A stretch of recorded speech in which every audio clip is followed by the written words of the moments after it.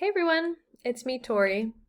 I don't know what's wrong with me today, but this is the third time I've had to record this, so let's jump right in because I have a lot to say about all the different things that we had to review this week. But the position statement that I reviewed is from the National Education Association, and it talks a lot about kindergarten and pre-K education. So overall, it emphasizes about high quality and publicly funded kindergarten and pre-K programs. So uh, this is kind of something that I always like to learn about because I was personally affected by having a pre-K available to me and my family. So at the time I was a single mom and my daughter pre-K age, everything was expensive and I didn't know what to do.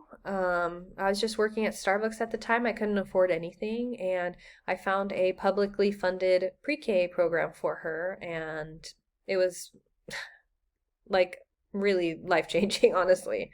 So, that's kind of why I decided to focus on this. But anyway, um, these programs also focus a lot on making sure that children with disabilities have access to the services they need. So, something that stood out to me was that there was a lot of focus on not just like the academics, but also the social emotional learning. Um, I think that this position statement also supports the other research or the other stuff that we've been studying in class, like the science of early childhood development. So with that article or book or whatever that is, we learned about how brains are built over time and that early experiences create the foundation of the future learning and development. So that reading kind of explains that positive interactions and responsive relationships with caregivers help build the healthy brain architecture. So it talks about like a serve and return, and that's basically where the children and the caregivers or the teachers, whoever it is, build the relationships through the response. And I think it connects to the position statement because quality early childhood programs provide opportunities for those relationships to be built and those experiences for the kids that do support the healthy development. So next, I want to talk about the resilience. That's what it's called, right? Resilience.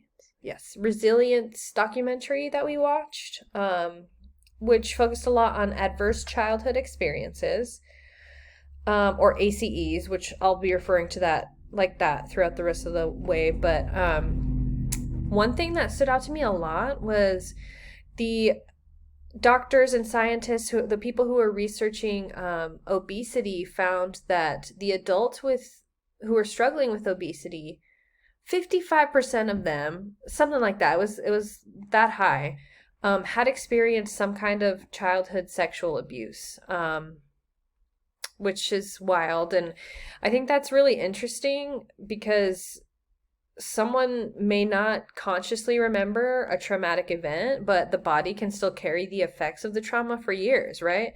And the document showed that how experiences in childhood can impact a person's physical and emotional health long, like into adulthood.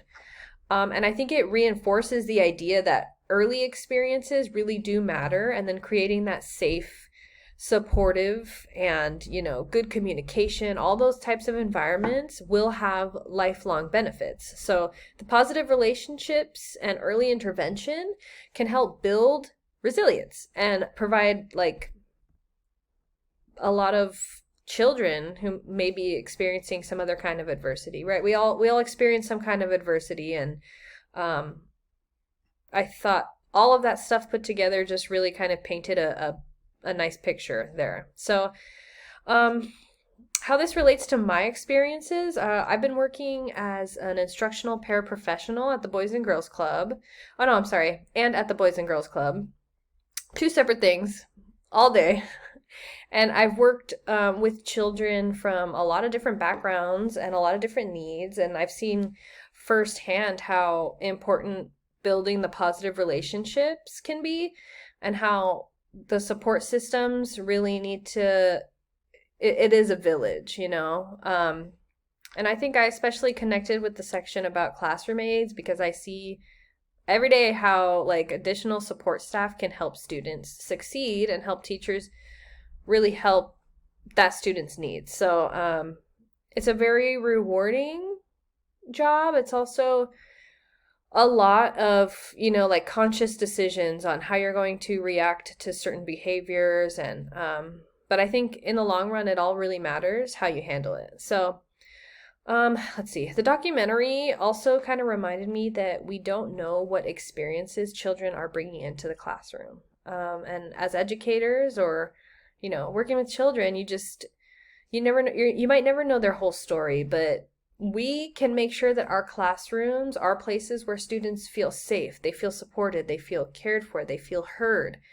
Um, as a future teacher, I hope, I think that that's like one of the most important things we can do. And providing kids with a strong foundation early can make a difference, not only in their education, but throughout their lives. You know, they'll always remember the teacher that really supported them. Anyway, that's my rant. Thanks for listening. I'll talk to you guys later.